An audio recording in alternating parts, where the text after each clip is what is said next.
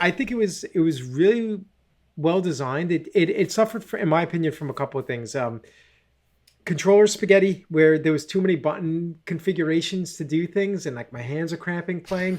Uh, there was too many difficulty spikes and boss battles and stuff like that.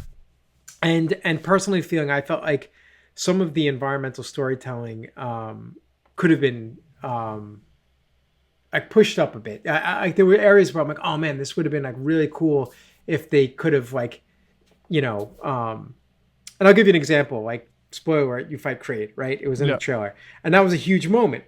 But like, they never explain what the hell Kraid is doing there. They never explain like why Kraid is still alive. And granted, there is coolness to that, like having that mystery of like why is Mm. Kraid here.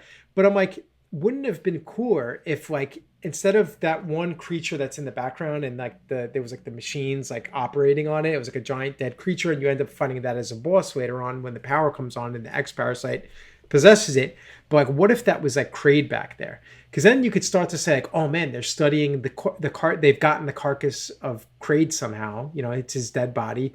And then like when the X parasite brings it back to life, and then you fight Kraid, I'm like, that would have been a cool kind of environmental narrative storytelling, rather than just some like random creature that you've never seen before. So like little things like that, and I'm nitpicking, and Metroid fans are probably like, this guy doesn't know what the hell he's talking about, and that's cool, and I get it. Like I'm in the minority. I think Dread was a phenomenal return to form for the Metroid franchise, and I'm super excited to see where the series goes forward. I played it, finished it, loved And it. Dread is a stellar game. Like, there are incredible parts of that game that exceeded my expectations. And there are certain things where it's like,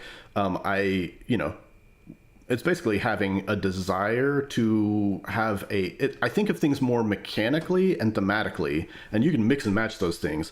I love the execution on aspects of that game, especially even carrying the story forward into serious spoiler territory. But they handled a component that had only been ever like in fans' minds. It hadn't been fully developed or seen in a title so overtly, and it was paid off in a way that I felt like it's like, yeah, that's well done. Like, you know, um, and I think that there's certain elements that only Mercury Steam could do, and that could only exist because of the games that had came before, and current inspirations that are like, oh, we don't have to do this that way, and we can actually make something surprising and different that still feels like Metroid through and through, but is, unique, surprising, and distinct to this game, and you will always remember it because of this game in particular.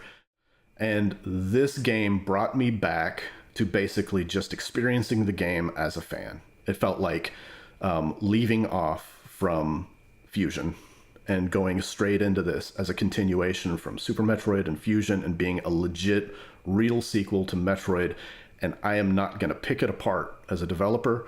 I'm in for the ride, and it made me feel that childlike enthusiasm of just like going through the experience, and the game is what it is. I don't have expectations, just take me along, and by the end I look back on it and I was fully satisfied and excited for the potential future.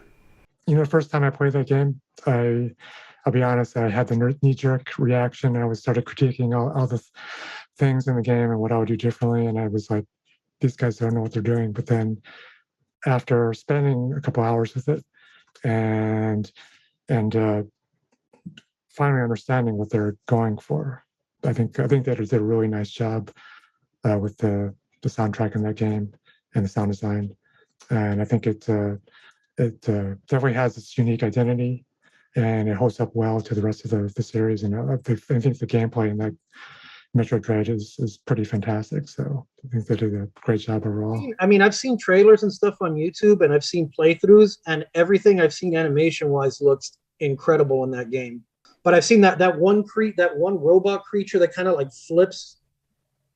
Oh, yes, the ME, yeah. Yep. On the wall and the ceiling and stuff. Oh my god, that thing looks so cool.